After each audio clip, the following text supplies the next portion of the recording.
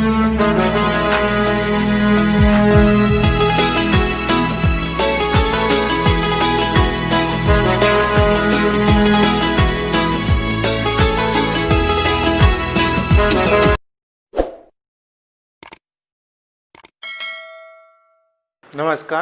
जय गुरुदेव। आज हम एक नया प्रकरण शुरू करने जा रहे हैं जो व्याकरण पर आधारित है और उस प्रकरण का नाम है वचन परिवर्तन। तो वचन परिवर्तन शुरू करें उससे पहले वचन क्या है उसकी परिभाषा देखते हैं।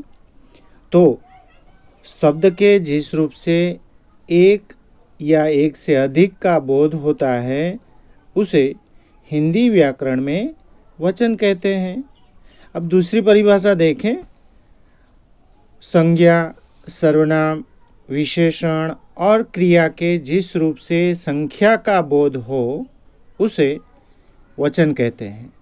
जैसे फ्रिज में सब्जियां रखी है, तालाब में मछलियां तैर रही है, माली पौधे सींच रहा है, कछुआ खरगोश के पीछे हैं। तो इन शब्दों में जो वाक्यों में जो शब्द हैं फ्रिज, तालाब, बच्चे, मछलियाँ, कछुआ, शब्द जो है उनके एक होने का तथा सब्जियाँ, मछलियाँ, पौधे, खरगोश शब्द उनके एक से अधिक होने का ज्ञान करा रहा है। अतः यहाँ फ्रिज, तालाब, माली, कछुआ एक वचन के शब्द हैं तथा सब्जियाँ, मछलियाँ, पौधे, खरगोश बहुवचन के शब्द हैं। अब वचन का शाब्दिक अर्थ क्या होता है? तो वचन का शाब्दिक अर्थ होता है संख्या और संख्यावाचन। वचन का शाब्दिक अर्थ है संख्यावचन। संख्यावचन को ही संक्षेप में वचन कहते हैं। वचन का अर्थ कहना भी होता है। वचन के दो प्रकार है, एक वचन और बहुवचन। अब एक वचन किसे कहते हैं? तो संज्ञा के जिस रूप से एक व्यक्ति या वस्तु होने का ज्ञान हो उसे एक वचन कहते हैं। जैसे स्त्री, घोड़ा, नदी, रुपया, लड़का, गाय, कपड़ा, माता, माला, पुस्तक, टोपी, मोर, बंदर, बच्चा। तो ये सारे शब्द जो है एक का अर्थ बताते हैं, तो इसे एक वचन कहा जाता है। अब बहुवचन किसे कहते हैं? तो शब्द के जिस रूप से एक से अधिक व्यक्ति या वस्तु होने का ज्ञान हो उसे बहुवचन कहते हैं। जैसे स्त्रियां, घोड़े, नदियां, रुपये, लड़के, गायें, कपड़े, टोपियां, मालाएं, माताएं, पुस्तकें, गुरुजन, रोटियां, लताएं, बेटे, वधुएं। तो इन शब्दों में एक से अधिक वस्तु या व्यक्ति का बोध होता है, तो इसे बहुवचन कहा जाता है। तो आज हम कक्षा 8 में वचन परिवर्तन में एक वचन का बहुवचन कैसे होता है, स्त्रीलिंग का पुल्लिंग कैसे होता है, एक वचन का बहुवचन, बहुवचन का एक वचन किस प्रकार होता है, तो वो हम आज पढ़ेंगे। तो शुरू करते हैं वचन परिवर्तन। तो वचन परिवर्तन में सबसे पहले बहुवचन का एक वचन कैसे किया जाता है वो हम शुरू करते हैं। जैसे आकारांत पुल्लिंग शब्दों का बहुवचन बनाने के लिए शब्दों के अंतिम आ को ए कर दिया जाता है।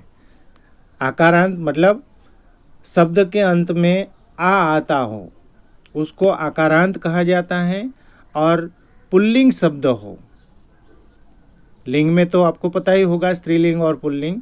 तो पुल्लिंग शब्द हो, शब्द के अंत में आ आता हो तो उसको आकारांत वाले शब्द कहे जाते हैं, और उस आकारांत वाले शब्द को बहुवचन बनाने के लिए अंत में आ के स्थान पर ए कर दिया जाता है।